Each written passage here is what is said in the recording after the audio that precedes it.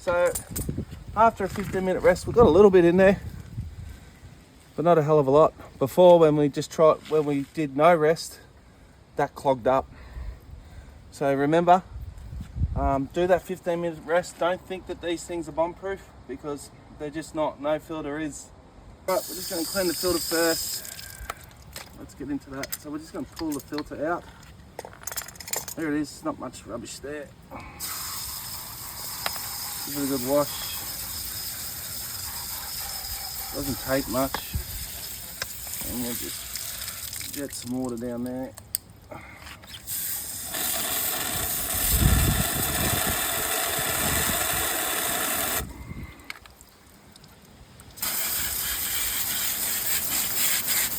One clean filter, so we can pull this hose off. And what we can do is, once we dump all the fluid in there, we can chuck all this in there and let it soak in the sodium percarbonate, because that's what we use to clean. Pop that, Stace. Alright guys, we're just gonna pop this pipe work here. Just here. We're just gonna move it to the side a little bit. That's all we need to do. Just to give us a little bit more room and clearance with our bucket here. Now we're going to dump all that trube. Alright, now let's have a look inside to see how the NextGen went. Alright, let's get a little hose out.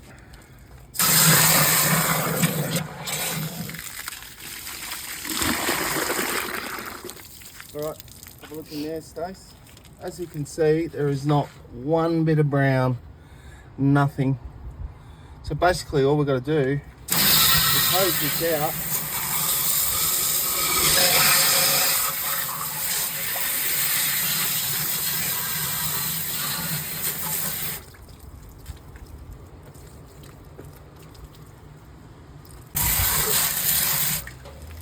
Got it? Got it. So all I have to do is no scrubbing to be done, because this is jacketed. So there's not 1 ounce of brownness or caramelization. All I have to do is just give this a scrub like this.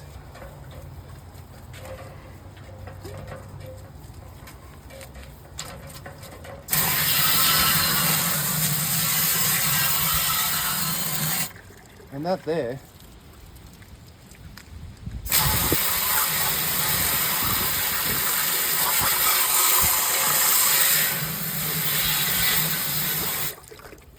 one clean system. It's that easy.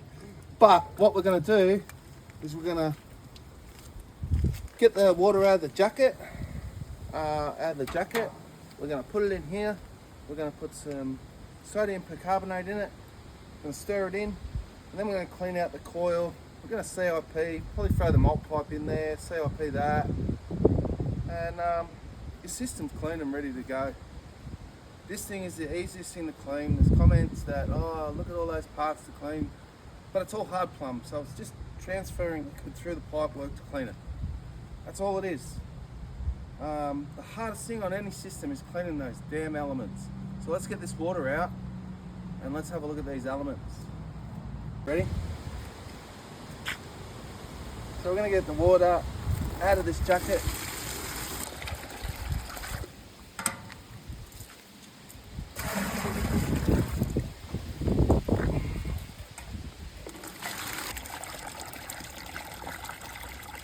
That's all the water we need for cleaning. Jacket's empty. Okay, let's come around and have a look at the elements. Here she is, element 1. Brand new. That's it. A little bit of discoloration here, but clean that off pretty easy. Element 2.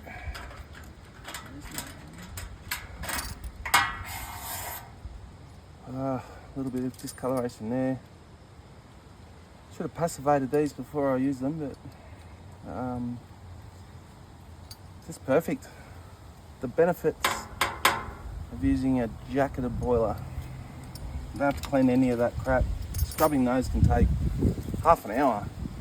Alright, now we're going to clean up the inside coil, whirlpool, stuff like that. So let's get into that. So what we're going to do is just come around here. It's the same old process. Let's connect this up. Give us a bit more space and access to this. You could have just used a hose to dump it out, but a small hose. Alright, let's open it. So we've got water going through there. We'll pretend that we put sodium perc in there for the sake of this exercise. We open, we've got our valve open here, and we're going to open this because we're going to clean the whirlpool and coil out. So let's turn the pump on. There you go.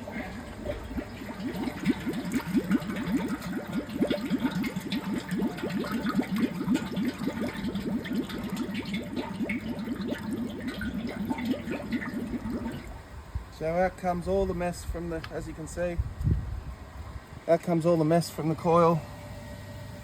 That's good. That's basically all we need to do. Let's open this, because this will be funny.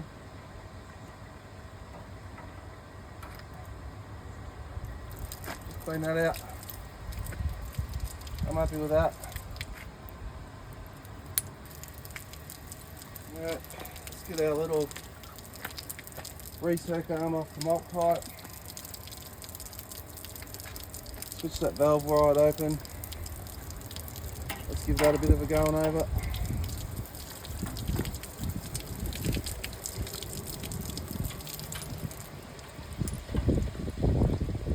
That reach is perfect.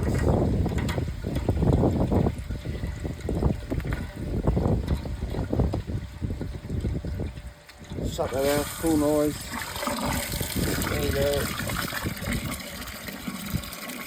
Let's open that back up. Alright, everything is nice and clean.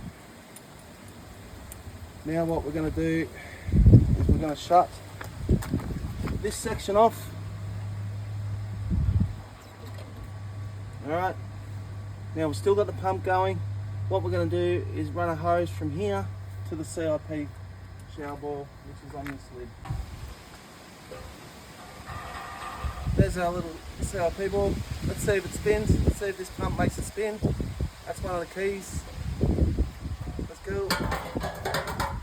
Remove that. Let's get our hose.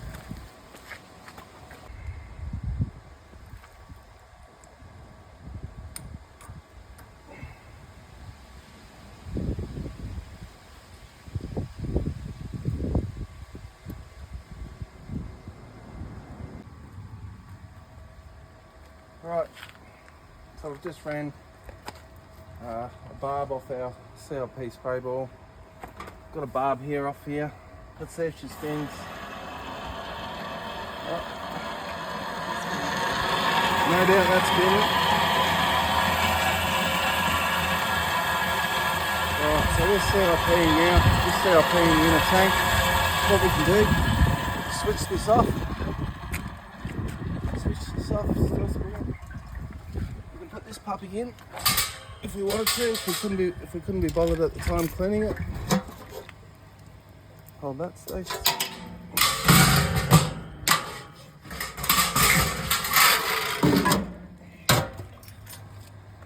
Alright, now we can CIP everything. Malt pipe, everything. Alright, I'm gonna get wet doing this test. You stand back there, it's gonna be funny. So we've got a little bit shooting out here, but I can put that fitting in there. Working.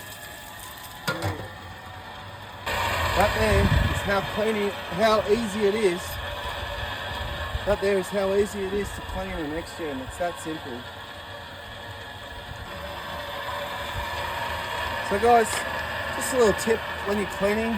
I was pretty quick and a little bit rough on the job, but CLP will fix all that. But anyway, make sure we just put a plastic bag over our pump here. We don't want that getting water in the back of that pump. It's going to stuff that pump. So just put a plastic, recommend just put a plastic bag over it, cover it up while you're cleaning. You just have to cover the back here. There's a bit of wiring in there. But other than that, we're leaking out here because we haven't sealed this up as we're CIPing. So the CIP is just shooting some water through. But your system's completely clean. You don't have to do any elements.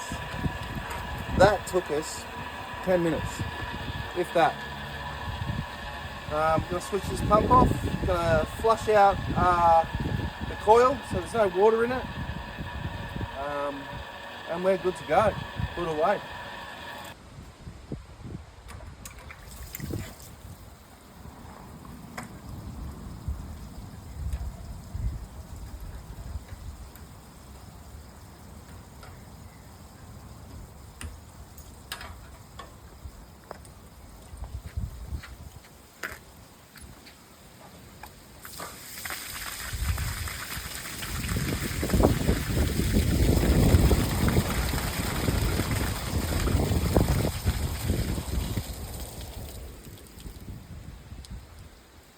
One very clean NextGen, ready to brew again.